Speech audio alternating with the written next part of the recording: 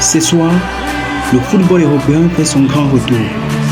La Ligue des Champions, la Ligue Europa et la Ligue Europa Conférence. Des compétitions qui mettent en lumière les talents du monde entier, notamment les joueurs africains. Mais cette année, à quelle histoire du football européen s'offrant une place de choix dans le panthéon du football mondial. Ces joueurs animaient les plus grandes scènes européennes. Ils étaient la fierté d'une nation et l'inspiration de toute une génération.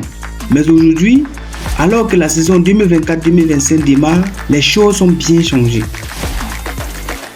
En Ligue des Champions cette saison, aucune trace d'un joueur camerounais. Oui, aucun. Un chiffre choquant. Quand on sait que les Maliens seront 12, les Marocains 9 et les Nigérians 8. Mais où sont passés les joueurs camerounais?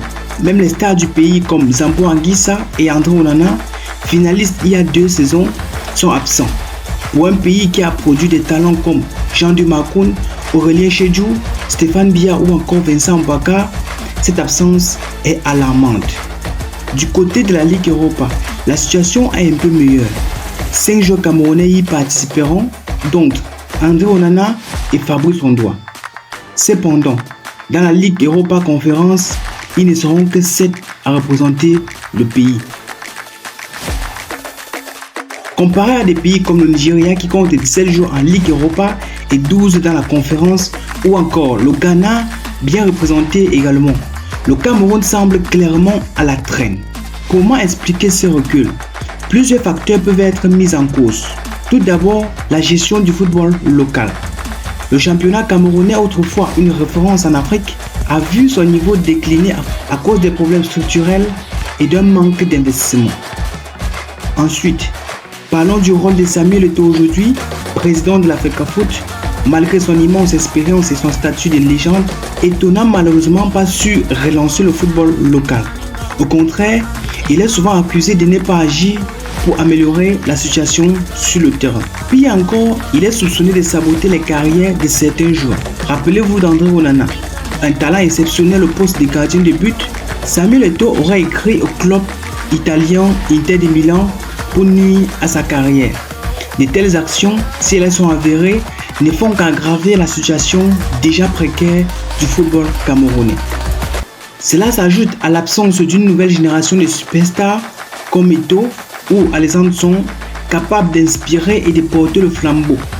Les quelques joueurs camerounais évoluant dans les clubs européens de second rang peinent à s'imposer dans l'élite à l'image de leurs prédécesseurs. Face à ces constats, l'avenir du football camerounais est remis en question. Le potentiel est toujours là, mais il est clair qu'une restructuration s'impose. Cela passe par l'amélioration des infrastructures locales, des politiques de formation efficaces et un investissement accru dans les jeunes talents. Avec des initiatives bien ciblées et un véritable changement de mentalité au sein de la FECAFOOT, le Cameroun pourrait retrouver sa place parmi les grandes nations du football africain. Il est temps de redonner au lion indomptable la place qu'il mérite sur les grandes scènes européennes. Les compétitions européennes reprennent sans la présence des joueurs camerounais sur la plus grande scène. Un signe qui devrait inciter à une véritable prise de conscience pour une nation de légende. L'heure est venue de se relever et de briller à nouveau. Le Cameroun peut-il retrouver son statut de puissance du football africain? Partagez vos avis en commentaire et surtout, n'oubliez pas de vous abonner pour plus de contenu sur l'actualité du football national et international. Merci de m'avoir écouté et à très bientôt.